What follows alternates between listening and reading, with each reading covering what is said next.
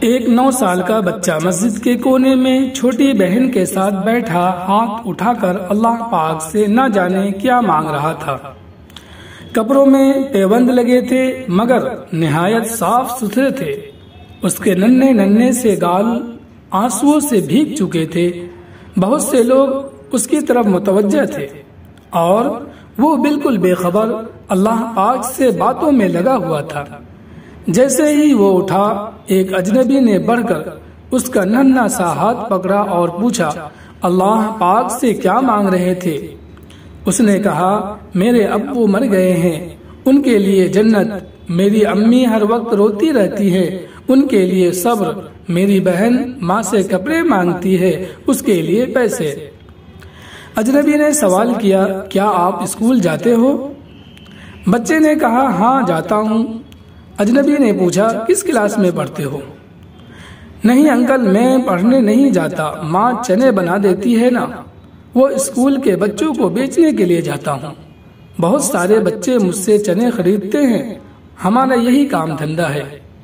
بچے کا ایک ایک لفظ میری روح میں اتر رہا تھا۔ تمہارا کوئی رشتہ دار نہیں ہے؟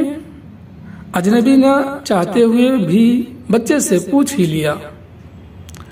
امی کہتی ہیں، غریب کا کوئی رشتہ دار نہیں ہوتا۔ امی کبھی جھوٹ نہیں بولتی، لیکن انکل جب ہم کھانا کھا رہے ہوتے ہیں اور میں کہتا ہوں امی آپ بھی کھانا کھاؤ، تو وہ کہتی ہیں میں نے کھا لیا ہے، اس وقت لگتا ہے کہ وہ جھوٹ بول رہی ہے۔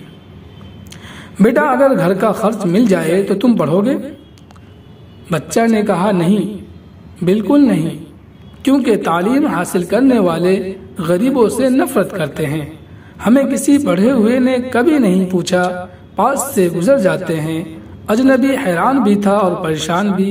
پھر اس نے کہا کہ ہر روز اسی مسجد میں آتا ہوں، کبھی کسی نے نہیں پوچھا۔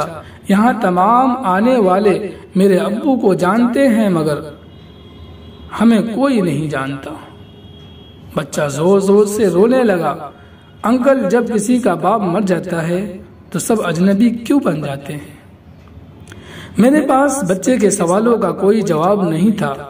ایسے کتنے معصوم ہوں گے جو حسرتوں سے زخمی ہیں، اور ایسے کتنے ہی کنبے ہوں گے جن کے گھروں میں راشن کی قلت ہوگی۔ ضرورت ہے ایسے لوگوں کی خبرگیری کی جائے اور ان کی مدد کی جائے۔ نصیحت: خود میں اور معاشرے میں تبدیلی لانے کی ایک کوشش آپ کیجئے اور دوسروں کو بھی تلقین کیجئے۔ شاید آپ کی یہی کوشش غربت کے خاتمے کی ابتدا ثابت ہو۔